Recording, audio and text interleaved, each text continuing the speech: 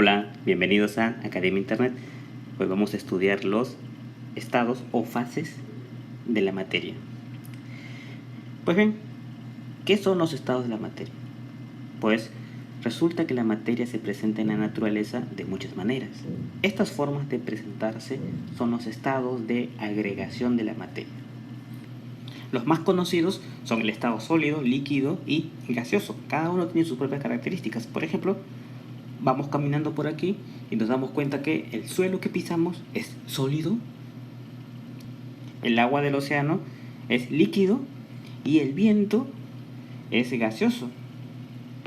Y por supuesto que resulta muy cómodo y muy sencillo caminar por tierra firme.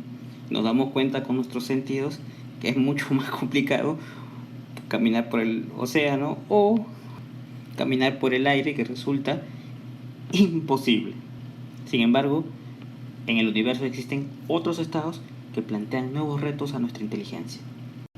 A continuación vamos a estudiar esos 4 estados: el sólido, líquido, gaseoso y plasma. Bien, los sólidos tienen forma y volumen constantes. Se caracterizan por la rigidez y regularidad de sus estructuras.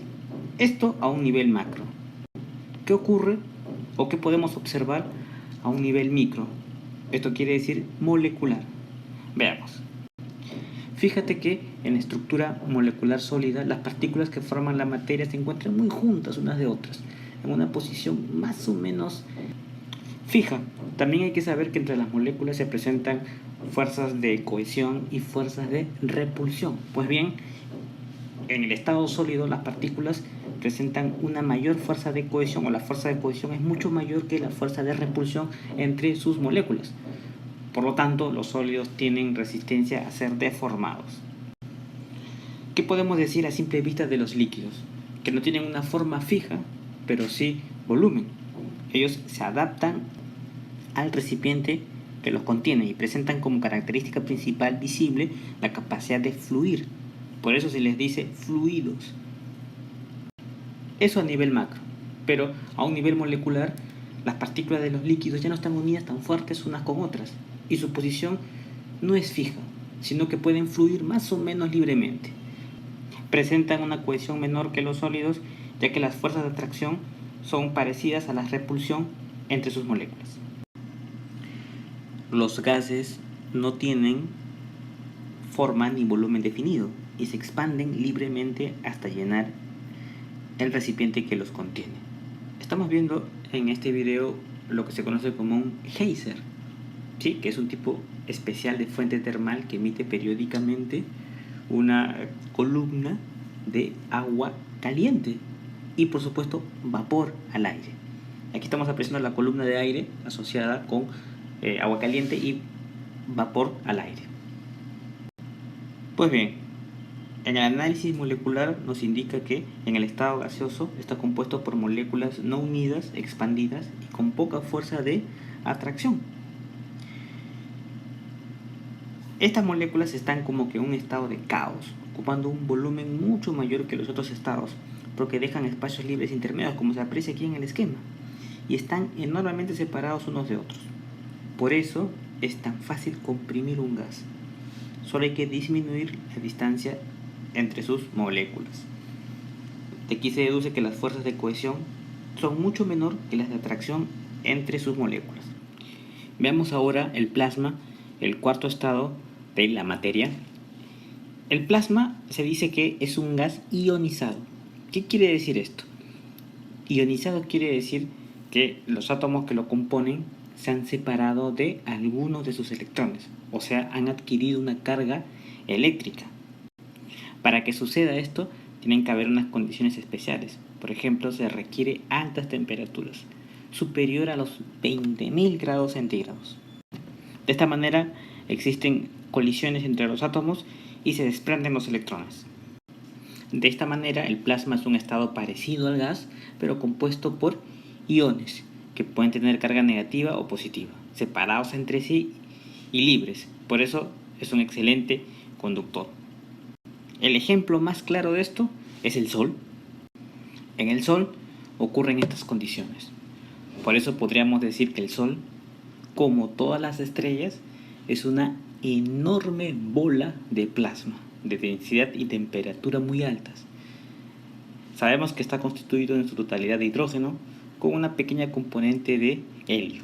Su parte más densa y caliente precisamente se encuentra en el interior, lo que llamamos el núcleo, donde se estima que debe haber una temperatura del orden de los 15 millones de grados y una presión de miles de millones de veces la presión de nuestra atmósfera.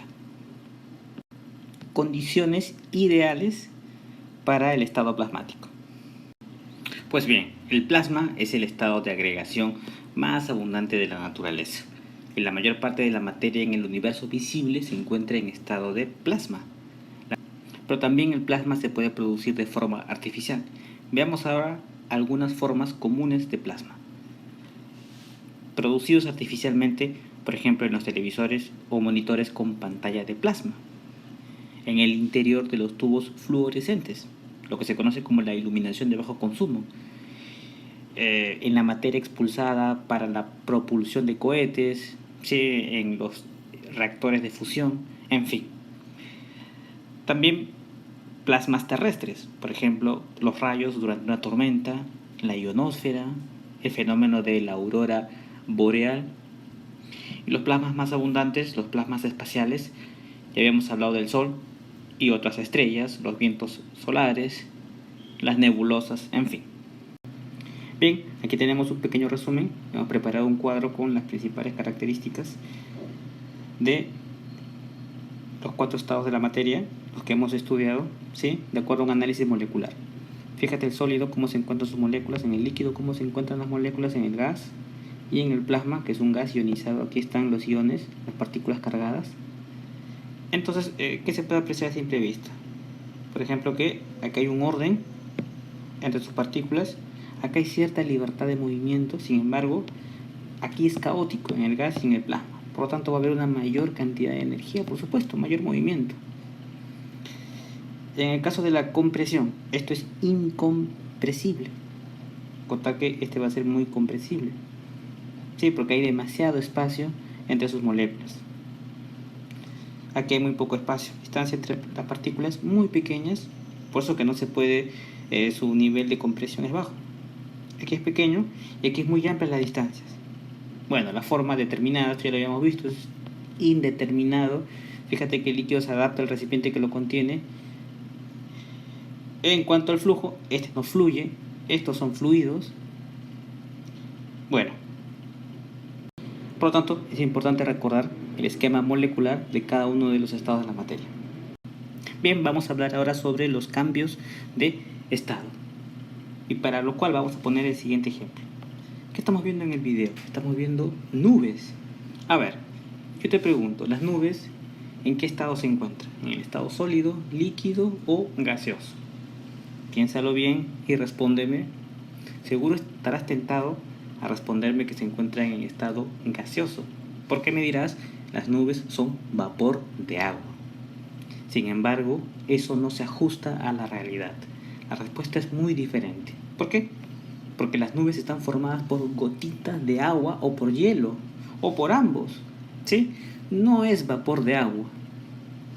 Es decir, son agua, pero en estado líquido o sólido, pero no vapor. ¿Por qué? Porque el vapor es un gas. ¿Y cómo reconozco al gas? Fácil. El gas es totalmente transparente, por lo que cuando está presente en la atmósfera no lo vemos, ¿sí? Esa es la característica del vapor de agua. Por lo tanto, la formación de una nube que sí vemos, podemos apreciar con nuestros sentidos, tiene su origen precisamente en que el vapor se condensa. Esto significa que el agua deja de ser gaseoso y pasa a líquido,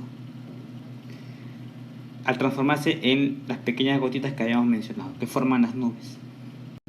Eso es lo que significa un cambio de estado, pasar de estado gaseoso a estado líquido. Veamos. Cambios de estado. ¿Qué significa a un nivel molecular los estados de agregación de la materia? Según lo que hemos visto, simplemente lo que quiere decir es que nos estamos refiriendo a cómo están agrupadas las partículas que la componen. Como vemos en este esquema, vamos a darnos cuenta de un cambio de estado cuando cambian las condiciones de presión y temperatura. Entonces, cuando cambiamos estas condiciones, o sea, la presión y temperatura en una sustancia, se produce como un cambio de ordenación entre sus moléculas. Por ejemplo, si calientas el estado sólido, entonces comienzan a desordenarse sus moléculas. Eso va a generar que cambie a líquido. Luego, si sigues variando las condiciones de temperatura, pues se hace gaseoso. Lo mismo para el gas. Si logramos ionizar el gas a condiciones de temperatura altísimas, pues obtenemos el plasma. Bien, aquí le presentamos un diagrama de los cambios de estado entre los estados sólido, líquido y gaseoso. Se pone de ejemplo al agua casi siempre porque, dadas las condiciones existentes en la superficie terrestre, solo algunas sustancias pueden hallarse de modo natural en los tres estados. Este es el caso del agua. La mayoría de sustancias se presentan en un estado concreto. ¿Sí? Por ejemplo, los minerales, los metales, son sólidos naturalmente, y en estado gaseoso, por ejemplo, el oxígeno que se encuentra en la atmósfera, el CO2. Por lo tanto, si yo quiero pasar de líquido a sólido, el proceso se llama solidificación. De sólido a gas, el proceso se llama sublimación o sublimación directa. Y si yo quiero pasar de gas a líquido, se llama condensación o también licuación. Si yo quiero pasar de sólido a líquido, fusión. Si yo quiero pasar de líquido a gas, vaporización o ebullición. Y si yo quiero pasar de gas a sólido, cristalización o también le llaman sublimación inversa. Aquí tenemos ya el esquema completo. Este diagrama muestra la nomenclatura para las diferentes transiciones de fase y su reversibilidad y relación con la variación de la entalpía. Entalpía quiere decir la cantidad de energía absorbida o cedida por un sistema. Hay que aclarar que estamos hablando de cambios físicos, ¿verdad? Que en estas transformaciones de fase de las sustancias, estas no se transforman en otras sustancias, solo cambian su estado físico. Fíjate que de gas a plasma se llama ionización y la reversibilidad de plasma a gas, desionización. Hola, mi nombre es Fabián, soy su profe de química y el día de hoy estudiaremos estequiometría.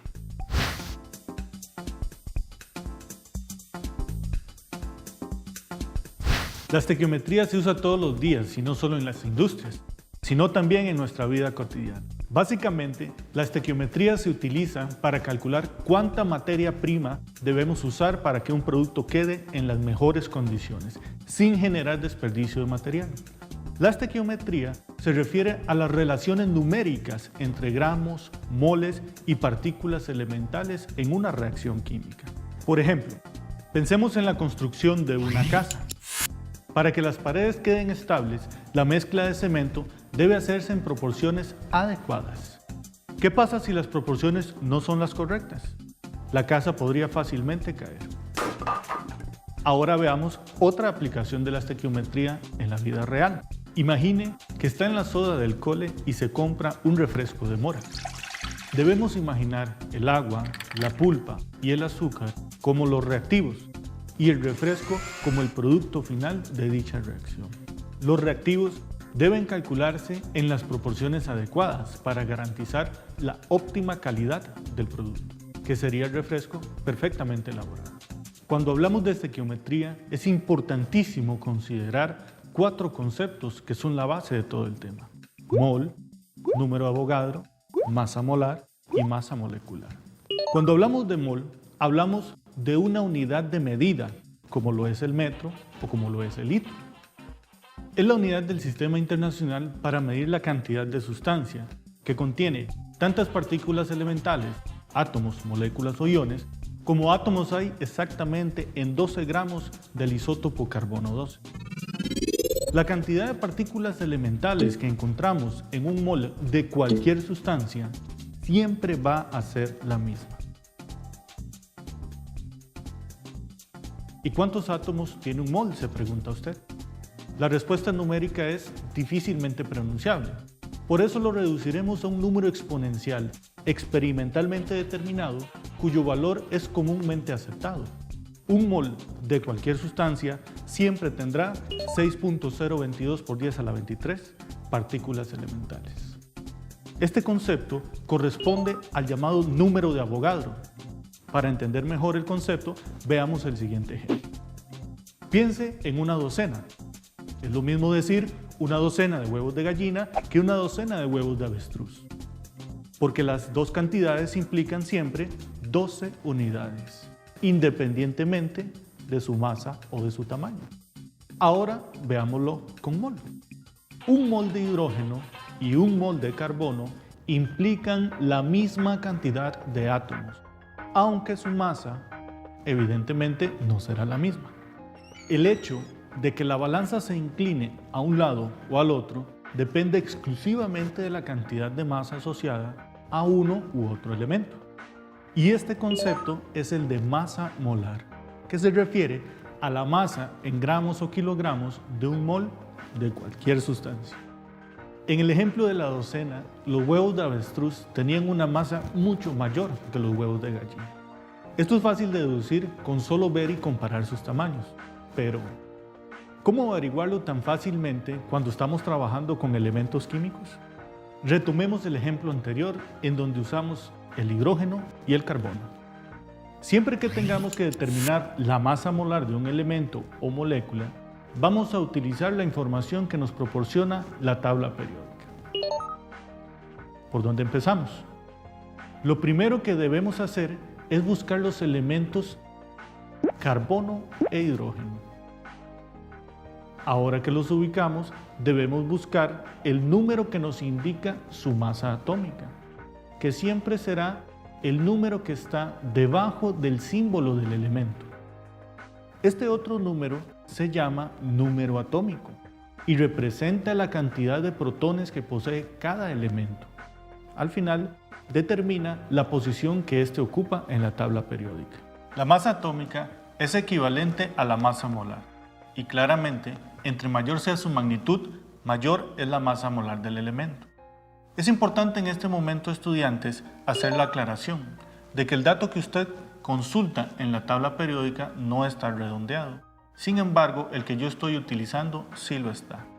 Tenemos que la masa molar del hidrógeno es 1 gramo y la del carbono es de 12 gramos. Por tanto, el carbono tendrá más masa que el hidrógeno. Como último concepto tenemos la masa molecular, que es la suma de las masas de una molécula y se expresa en unidades de masa atómica, UMAS. Para entenderlo mejor, consideremos el caso de la glucosa, C6H12O6. Cada molécula de glucosa posee 6 átomos de carbono, 12 átomos de hidrógeno y 6 átomos de oxígeno.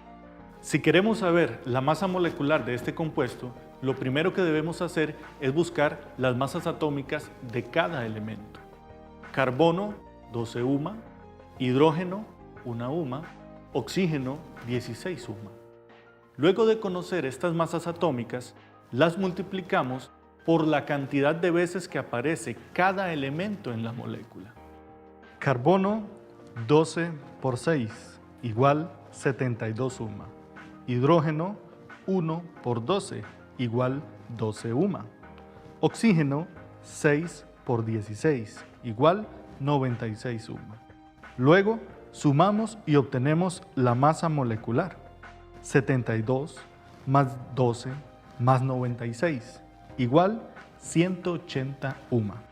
Una molécula de glucosa tiene una masa molecular de 180 UMA. Este dato corresponde a la masa molar de la glucosa, es decir, la masa asociada a un mol de dicha sustancia, y por lo tanto se debe expresar en gramos. Ahora es momento de recordar lo visto. Un mol es la unidad para medir la cantidad de sustancia. La cantidad de partículas elementales presentes en un mol de cualquier sustancia siempre será 6.022 por 10 a la 23. Esto es el número de Avogadro.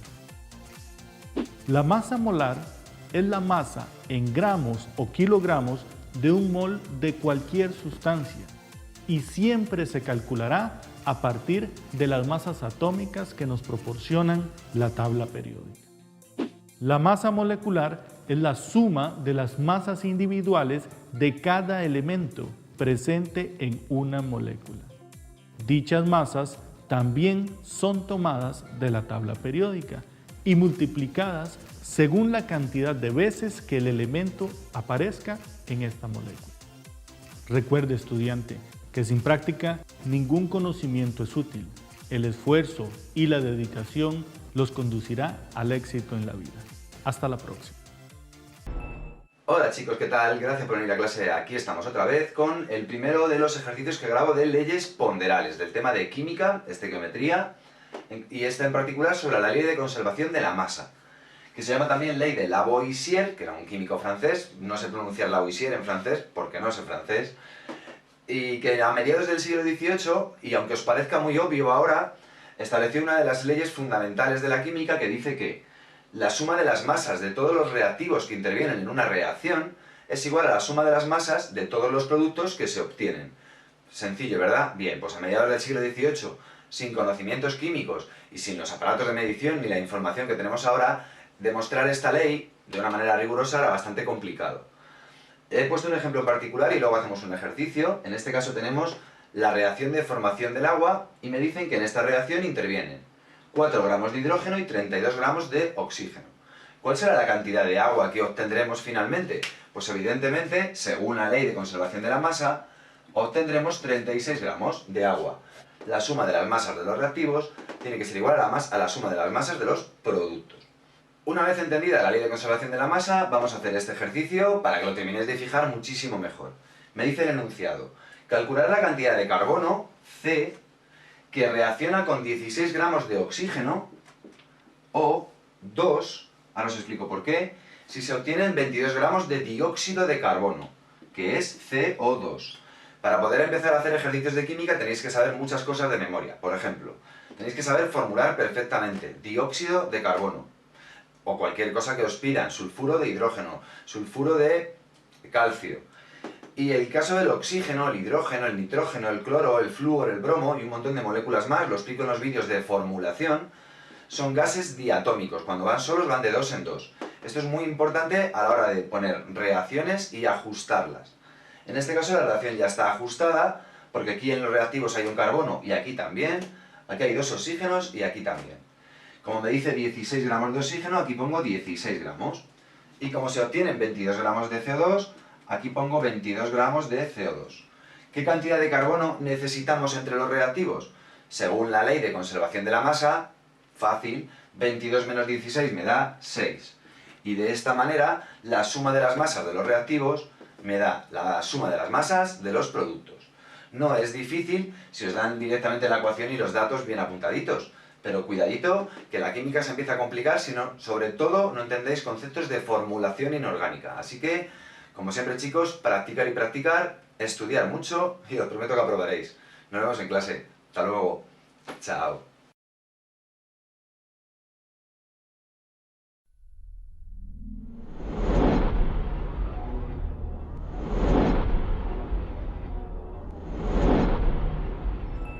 Hola chicos, ¿qué tal? Gracias por venir a clase. Aquí estamos otra vez con un ejercicio, el primero que grabo, de leyes ponderales, de química, que tiene que ver con el tema de estequiometría y que son 5 vídeos muy cortitos sobre 5 leyes básicas e importantísimas sobre proporciones tanto de volúmenes, de masas, etcétera, etcétera. Son las leyes de Proust, Gay-Lussac, Lavoisier, Dalton y Richter, que no es el nombre de un equipo de baloncesto, con todos mis respetos, sino el nombre de 5 químicos que hicieron 5 leyes importantísimas, insisto. En este caso, la ley de proporciones definidas, ley de Proust, dice que cuando 2 o más sustancias se relacionan entre sí para formar un compuesto, lo harán siempre en una relación de peso constante. Es decir, la relación entre las masas de 2 sustancias que reaccionan para formar un compuesto, en este caso veremos que es calcio y oxígeno, van a hacerlo siempre de forma proporcional. Lo entenderéis ahora cuando explique el ejercicio. De hecho, este ejercicio dice que nos encontramos en un laboratorio 2 muestras de óxido de calcio. En la primera muestra de óxido de calcio tenemos 1,004 gramos de calcio y 0,4 gramos de oxígeno.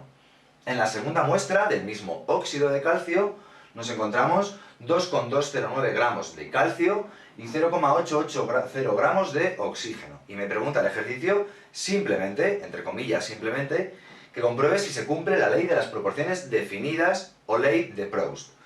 Bueno, pues para poder comprobar eso tendremos que hacer una simple regla de 3. De manera que, si 1,004 gramos de calcio en relación a los gramos de oxígeno con los que reacciona, me tiene que dar un determinado resultado, que ahora veremos cuál es, igual exactamente a la misma relación entre los gramos de calcio de la segunda sustancia y los gramos de calcio de la segunda. Se puede plantear también de otra manera, ¿eh? El caso es que yo voy a hacer estas dos divisiones y voy a comprobar que me da exactamente lo mismo. La forma de comprobarlo de otra manera es que comprobéis simplemente si estas dos fracciones, si estas dos relaciones son proporcionales.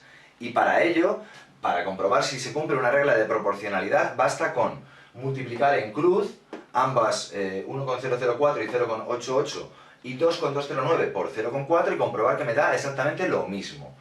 Se puede hacer de cualquiera de las dos formas. Yo primero voy a dividir eso y nos queda 1,004 dividido entre 0,4.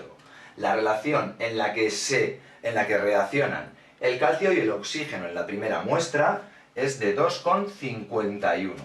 Vamos a comprobar cuál es la relación con la que reaccionan el calcio y el oxígeno en la segunda. Evidentemente, si aquí arriba he dividido calcio entre oxígeno, aquí también. Cuidado a ver si esto va a estar en gramos y esto en kilos, por ejemplo. 2,209 dividido entre 0,88 me da 2,51. No es exacto, 2,51022, pero aproximadamente nos da esa cantidad. El caso es que la relación entre calcio y oxígeno de la primera muestra y de la segunda es igual. Y del mismo modo, si multiplico 1,004 por 0,88, me tiene que dar lo mismo que si multiplico 2,209 por 0,4. Si lo hago, y lo vamos a hacer, 1,004 por 0,88, me queda 0,88352, y si hago 2,209 por 0,4, me queda 0,8836. No me queda exactamente igual porque los valores que me da el enunciado no son rigurosamente exactos. ¿Entendéis esto? Bueno, pues esto simplemente es la ley de Proust, que la relación entre la que reaccionan dos determinados compuestos o más para formar una sustancia, siempre lo harán en una relación de peso constante. Nos va a venir muy bien, por ejemplo, si no nos dieran cuántos gramos de oxígeno reaccionan en la segunda muestra, o cuántos gramos de oxígeno tendremos. Lo que haremos, aprovechando la ley de Proust, y estamos hartos de hacerlo, es una regla de 3, y es que si 1,004 gramos de calcio reacciona con 0,4 gramos de oxígeno, los 2,209 gramos de calcio reaccionarán con X gramos de oxígeno. Y de esta manera podremos, utilizando la ley de Proust, averiguar los gramos de oxígeno de la segunda muestra. ¿Cómo? Haciendo simplemente proporcionalidad, es una regla de 3, multiplicando 2,209 por 0,4 y dividiéndolo entre 1,004. ¿A qué esto estáis hartos de hacerlo? Bien, pues si estáis hartos de hacerlo es gracias a esta ley, ley de Proust. En los siguientes 4 explicaré otras leyes muy sencillitas que, como veis, estáis hartos de usar, pero que entran en los exámenes y a veces tenéis que especificar. He hecho en este ejercicio tal cosa gracias a que se cumple la ley de Proust. Aquí la tenéis. Como siempre, chicos, practicar y practicar, y os prometo que aprobaréis. Nos vemos en clase. Hasta luego. Chao.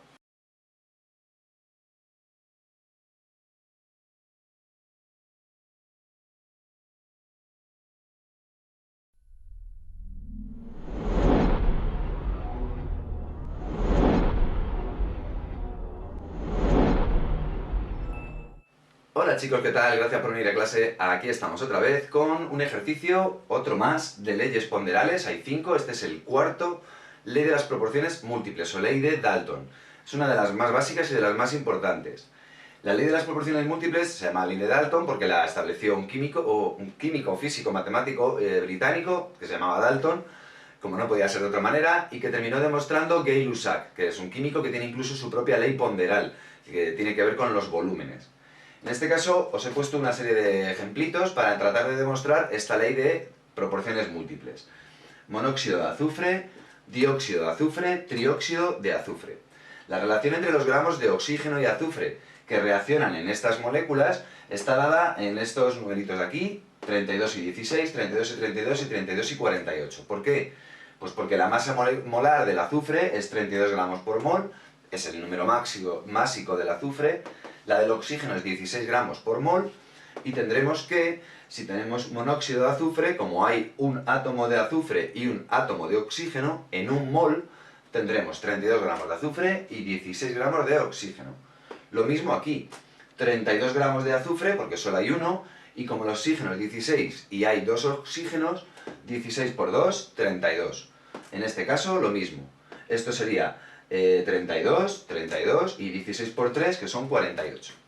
Teniendo en cuenta esto, ahora voy a enunciar la ley de Dalton y os voy explicando. Dice que cuando dos o más elementos, en este caso oxígeno y azufre, se combinan para dar diferentes compuestos, monóxido, dióxido, trióxido de azufre, y partimos de una cantidad fija de uno de ellos, 32 gramos de azufre, 32 gramos de azufre, 32 gramos de azufre, una cantidad fija de uno de ellos. Pues bien, Dalton dijo que la relación entre las cantidades de oxígeno, bueno, del otro elemento, en este caso oxígeno, que existe en los diferentes compuestos, mantiene una relación de números enteros sencillos. ¿Bien?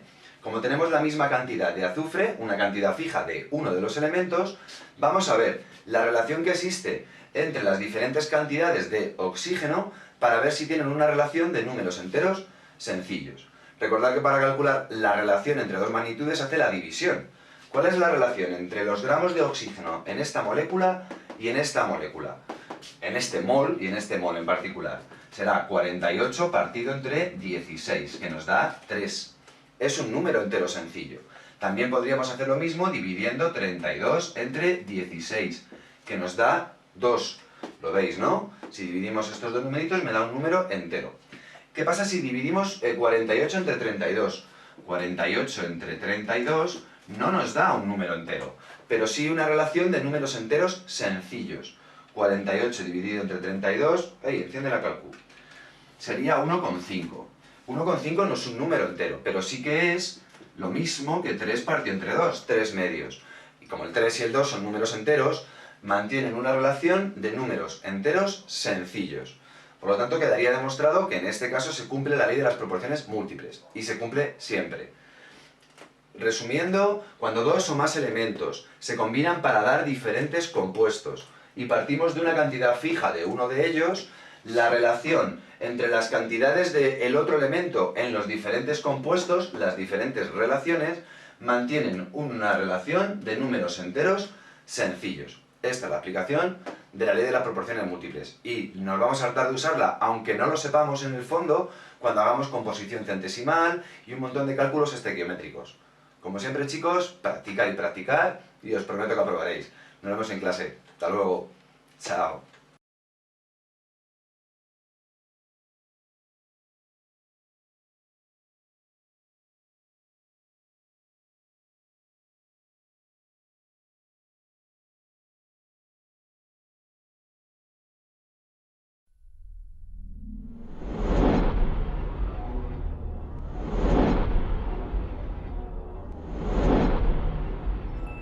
Hola chicos, ¿qué tal? Gracias por venir a clase. Aquí estamos otra vez con un ejercicio de química, en este caso otra vez de leyes ponderales.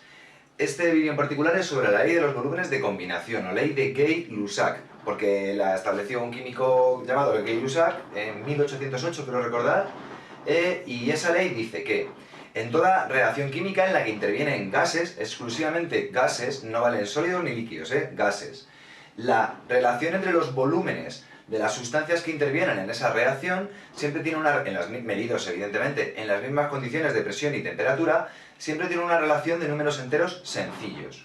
Y además va a coincidir, y ahora lo veremos, con los coeficientes estequiométricos de esa reacción.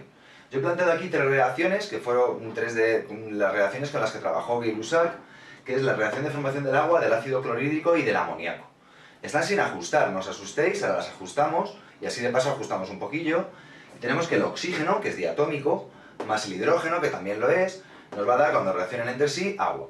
Como aquí hay dos hidrógenos y aquí hay dos hidrógenos, el oxígeno estaría ajustado. Pero aquí hay un solo oxígeno y aquí hay dos. Así que aquí habrá que poner obligatoriamente un 2. Si aquí pongo un 2 para que el oxígeno cuadre, esto se llama ajustar por tanteo, al poner un 2 también afecto al hidrógeno. De manera que tendría 4 hidrógenos entre los productos. Así que me tocará poner o ajustar el hidrógeno y lo podré conseguir poniendo aquí un 2. Pues bien, una vez que la relación ya está ajustada, 2 oxígenos, 4 hidrógenos, Gay-Lussac determinó, aunque no hubiera sacado esto, lo vio simplemente de forma experimental, que por cada litro de oxígeno que reacciona con 2 litros de hidrógeno, se obtienen 2 litros de agua. Y que la relación con la que reaccionan el oxígeno y el hidrógeno para formar agua siempre es de 1 a 2. Es decir, que por cada litro de oxígeno reaccionan 2 litros de hidrógeno. Esa es la explicación de la ley de los volúmenes de combinación. En el caso del ácido clorhídrico sería exactamente igual. Aquí tenemos Cl2, aquí tenemos H2, aquí tenemos 2HCl, y Gay-Lussac determinó, trabajando con estos compuestos en estado gaseoso, que por cada litro de cloro reaccionaba siempre 1 litro de hidrógeno para formar 2 litros de ácido clorhídrico, siempre y cuando todo estuviera medido en las mismas condiciones de presión y temperatura.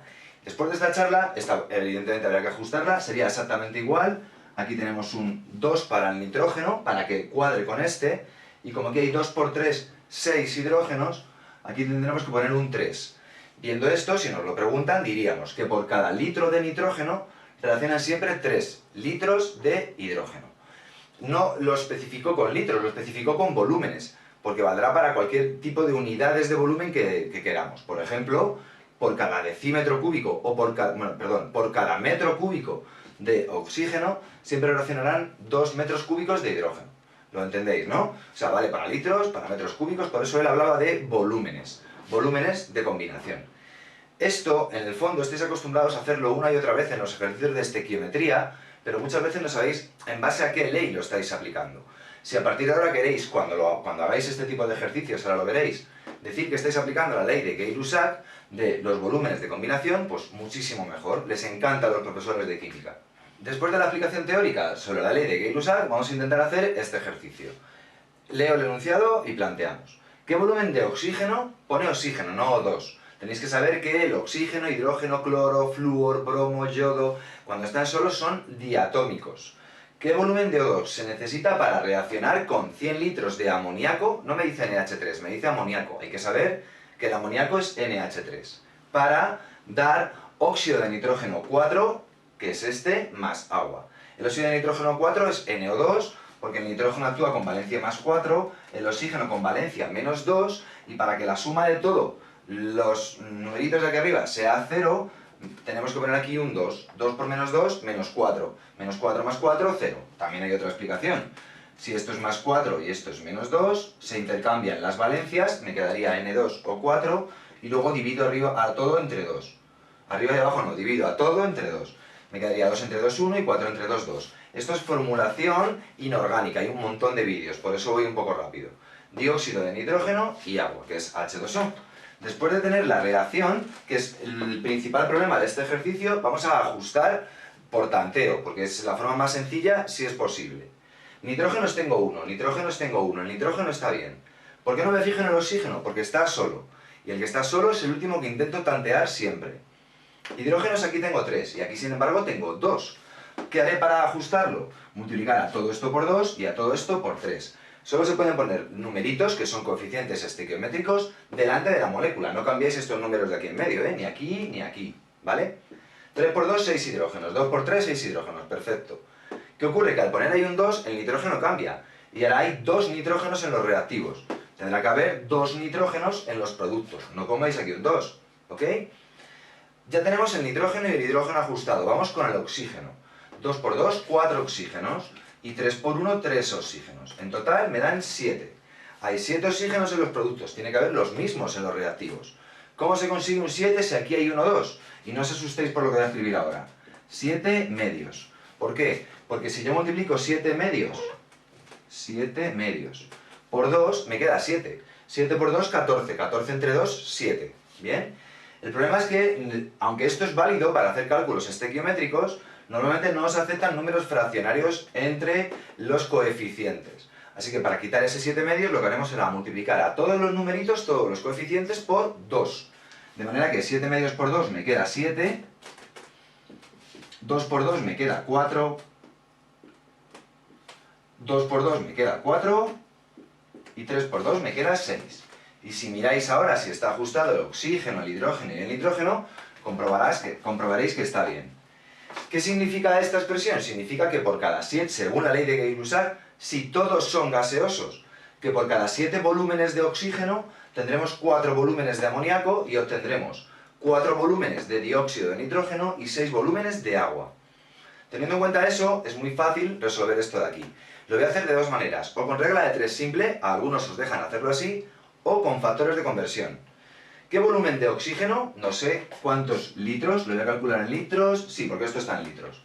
¿Cuántos litros de oxígeno reaccionan con 100 litros de amoníaco? 100 litros de amoníaco para dar óxido de nitrógeno más agua.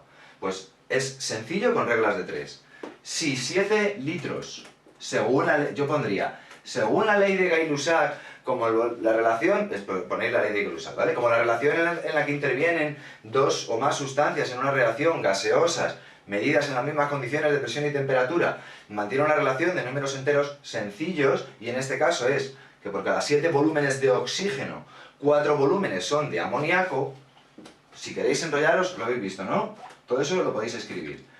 Si por cada 7 litros de oxígeno reaccionan 4 litros de amoníaco, por cada 100 litros de amoníaco, y los pongo, si aquí los he puesto debajo, aquí también, por cada 100 litros de amoníaco, reaccionarán X litros de oxígeno. Y como en toda regla de 3, para despejar X, haremos 7 por 100 y lo dividiremos entre 4. ¿Entendéis eso, no? Son reglas de 3. 7 por 100 será 700 partido entre 4, que son 350 entre 2, que son 175, creo que sí. 700 dividido entre 4, 175. 175 litros, ya no quepo, de oxígeno. Y esta sería la solución. Hecha con regla de 3, hecha con teniendo en cuenta proporcionalidad. Y ahora lo vamos a hacer con factores de conversión, porque algunos os obligan a hacerlo con factores de conversión. Y para hacerlo por factores de conversión lo que se hace es, partiendo de mi dato, 100 litros de amoníaco, trataremos de llegar, utilizando en este caso un factor de conversión, a litros de oxígeno, que es lo que me pregunta el ejercicio. Para ello, estos litros de amoníaco tendré que relacionarlos con los litros de oxígeno, teniendo en cuenta que, la ley de Gay-Lussac, teniendo en cuenta que, si aquí aparece arriba litros de amoníaco, no os confundáis por haberlo puesto ahí, a ver si por mi culpa lo vais a confundir. Necesito, para poder quitar los litros de amoníaco, que en el factor de conversión abajo me aparezcan litros de amoníaco. Y como mi objetivo es que me aparezcan arriba litros de oxígeno, el resultado tiene que ser litros de oxígeno, arriba pongo litros de oxígeno. De esta manera los litros de amoníaco se van con los litros de amoníaco y el resultado son litros de oxígeno. Fundamental para hacer factores de conversión. Y ahora, ¿qué relación existe entre los litros de amoníaco y los litros de oxígeno? Pues que por cada 7 litros de oxígeno hay 4 litros de amoníaco. Y utilizamos la ley de Gay-Lussac para hacer los factores de conversión. Y nos quedará 100 por 7, 700, entre 4, 175, porque esto con esto se va. Y nos queda litros de 2. Espero que lo hayáis entendido. Es fundamental que os sepáis la teoría, por si os la preguntan, y que luego sepáis aplicarla. Muchas veces os dicen, no podéis aplicar ninguna fórmula en el ejercicio si no especificáis de dónde sale. Pues ya sabéis que cuando trabajéis con factores de conversión o con volúmenes, con reglas de 3 con volúmenes, estáis aplicando ley de Gay-Lussac, ley de volúmenes de combinación. Como siempre, chicos, practicar y practicar, y os prometo que aprobaréis. Nos vemos en clase. Hasta luego. Chao.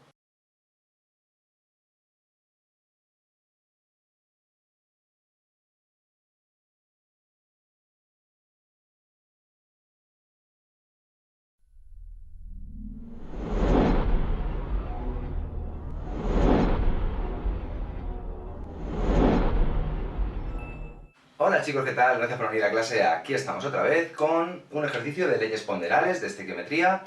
En este caso sobre la ley de proporciones, a ver si me sale el nombre, recíprocas, que siempre me confundo.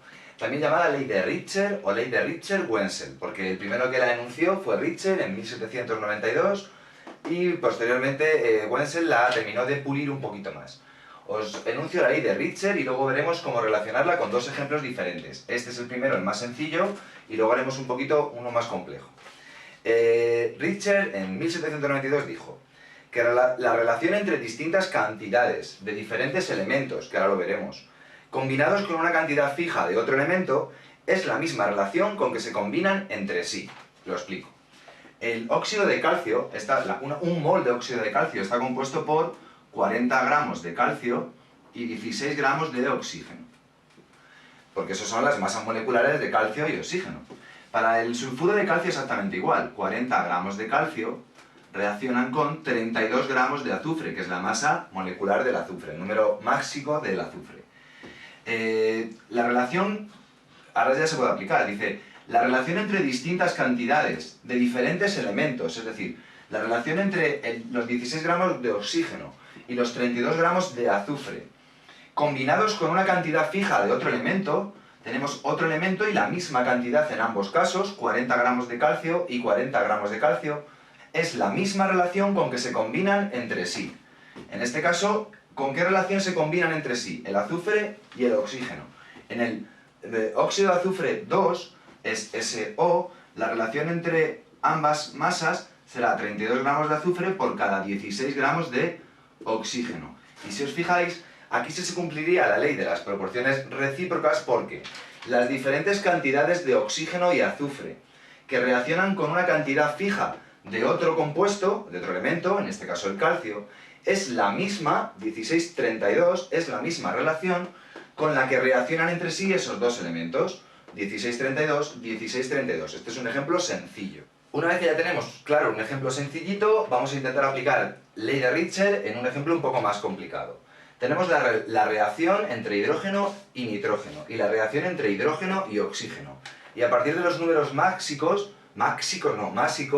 de nitrógeno, hidrógeno y oxígeno, he puesto los gramos que reaccionan. Como el número másico del nitrógeno es 14, 14 por 2 es 28, como el del hidrógeno es 1, 2 por 1 es 2, por 3 son 6, como el del oxígeno es 16, 16 por 2 son 32, y aquí sería 4, 2 por 1, 2 por 2, 4. Significa que por cada 28 gramos de nitrógeno reaccionan 6 de hidrógeno en esta reacción, y por cada 32 gramos de oxígeno reaccionan 4 gramos de hidrógeno en esa reacción. Pero para poder aplicar Richter, aunque tenemos elementos distintos, nitrógeno y oxígeno, y me pide que compruebe si se cumple Richter en la reacción entre nitrógeno y oxígeno, para poder aplicar Richter, insisto, necesitaríamos que hubiera la misma cantidad del mismo elemento fijo, que en este caso sería el hidrógeno. Pero en este caso no podríamos, porque aquí tenemos un 6 y aquí tenemos un 4. Se puede hacer de dos maneras, aplicando ley de Dalton, y es una de dos. O reducir a la unidad, que se llama, y es comprobar cuántos gramos de nitrógeno reaccionan por cada gramo de hidrógeno, dividiríamos ambos números entre 6, y reducir aquí también a la unidad, dividiendo a los dos números entre 4. De esa manera podríamos saber cuántos gramos de oxígeno reaccionan por cada gramo de hidrógeno. Es lo que haremos. Pero que sepáis que también podríamos, aplicando Dalton, decir, pues a todos estos numeritos los multiplico por 2. Y a estos los multiplico por 3. Y no es casual el 2 y el 3. De esa manera 6 por 2 es 12 y 4 por 3 es 12. Y nos quedaría que 56 gramos de nitrógeno reaccionan con 12 gramos de hidrógeno. Y aquí tendríamos que 3 por 32, 96 gramos de oxígeno reaccionan con 12 gramos de hidrógeno. Y también conseguiríamos diferentes cantidades de diferentes elementos que reaccionan con una cantidad fija del mismo, 12 y 12. No hace falta que reduzcáis a la unidad, ¿vale? ¿Lo hacemos con el 12? Lo podemos hacer con el 12. De la otra manera, que sepáis que sería simplemente dividiendo a estos dos numeritos entre 6 y nos quedaría 28 entre 6, que no lo sé, cojo la calcu, 28 dividido entre 6, 4,66 periódico, 4,67 gramos de nitrógeno por cada gramo de hidrógeno. Y aquí, si dividimos entre 4, nos quedaría 8 gramos de oxígeno por cada gramito de hidrógeno. Podríamos aplicar pros Richter, o con esta reacción, estas dos, o con estas que he puesto aquí. Me gustan más estas porque no tienen números decimales, no tiene el 4,67. Una vez que tenemos esto claro, vamos a nuestra reacción. Hay que comprobar, como tenemos la misma cantidad fija del mismo elemento, hidrógeno, y cantidades diferentes de nitrógeno y oxígeno, podremos ver si se cumple, si tienen una relación, la misma relación, o una relación de múltiplos o submúltiplos, por eso este ejercicio era un pelín más complicado, la relación entre el nitrógeno y el oxígeno en este caso, que son 28 gramos de nitrógeno, es 14 por 2, y 16 por 2, 32 gramos de oxígeno. ¿Cuál es la relación del nitrógeno y el oxígeno en este caso? Sería 56 partido entre 96. Y recordar que estamos dividiendo, porque hay que dividirlo en el mismo sitio, gramos de nitrógeno entre gramos de oxígeno. Y aquí dividiríamos también los gramos de nitrógeno, que son 28, entre los gramos de oxígeno. La relación entre ambos no tiene por qué ser la misma, sino que también puede ser múltiplo o submúltiplo. En este caso, al dividir, nos queda 56 dividido entre 96, 0,583 periódico. Y esto nos queda 28 dividido entre 32, 0,875.